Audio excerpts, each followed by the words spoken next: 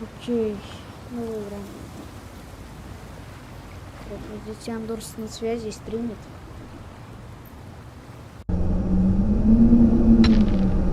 Новая игра, новая игра. Новая игра, короче.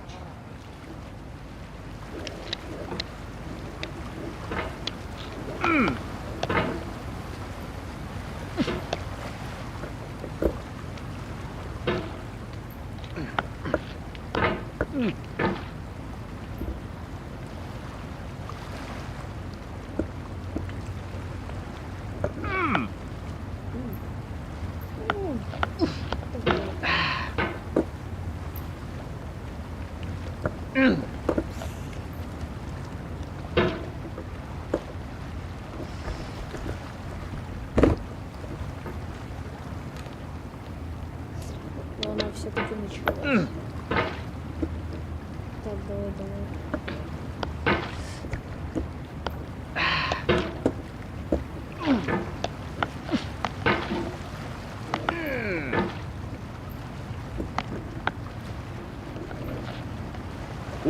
Ура, залез.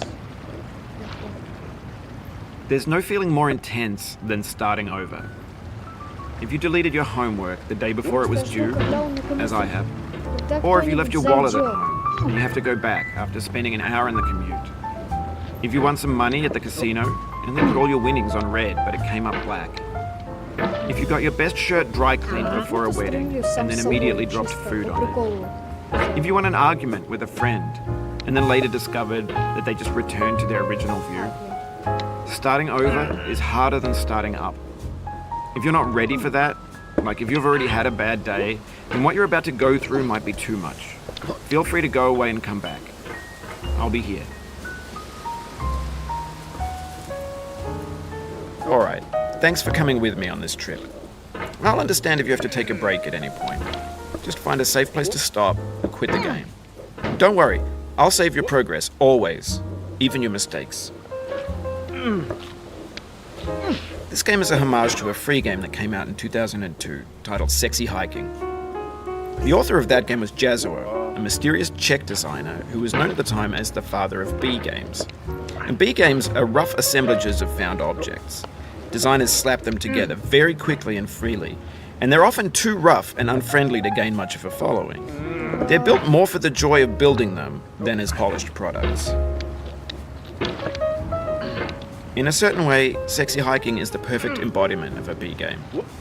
It's built almost entirely out of found and recycled parts, and it's one of the most unusual and unfriendly games of its time.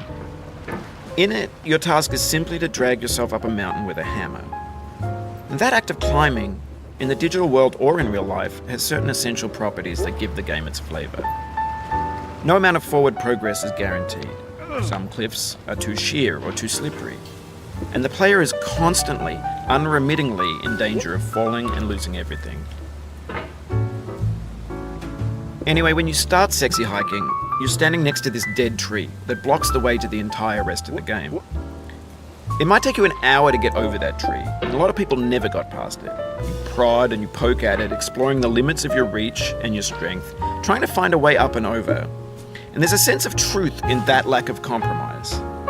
Most obstacles in video game worlds are fake. You can be completely confident in your ability to get through them once you have the correct method or the correct equipment or just by spending enough time. In that sense, every pixelated obstacle in Sexy Hiking is real.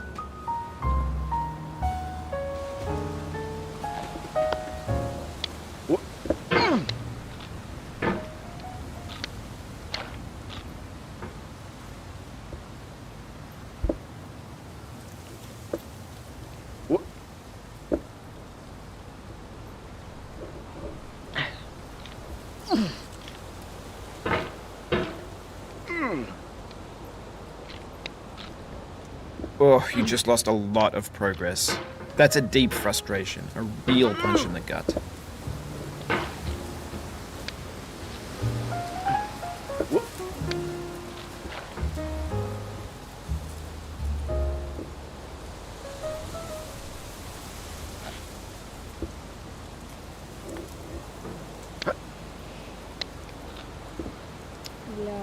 заталкивает опять. Whoop. Whoop.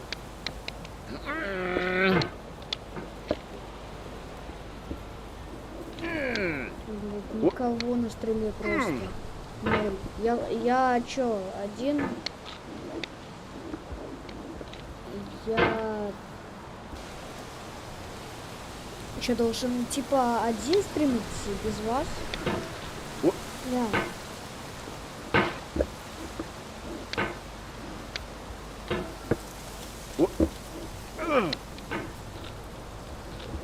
Короче, я просто сделал нарезки, чтобы кто-нибудь, чтобы кому-нибудь я привлек внимание. The obstacles in sexy hiking are unyielding, and that makes the game uniquely.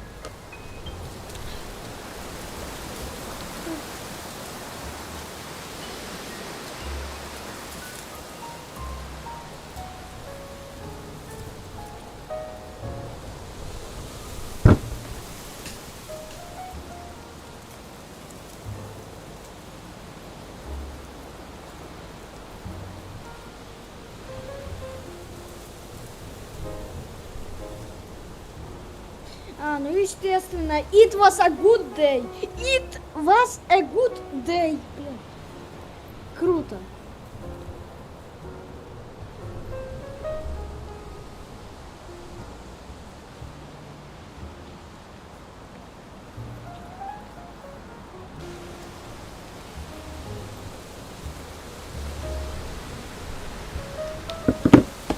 Frustrating.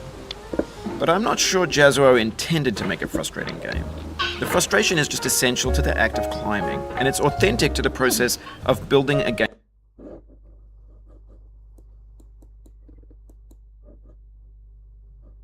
Окей, чат, это логично.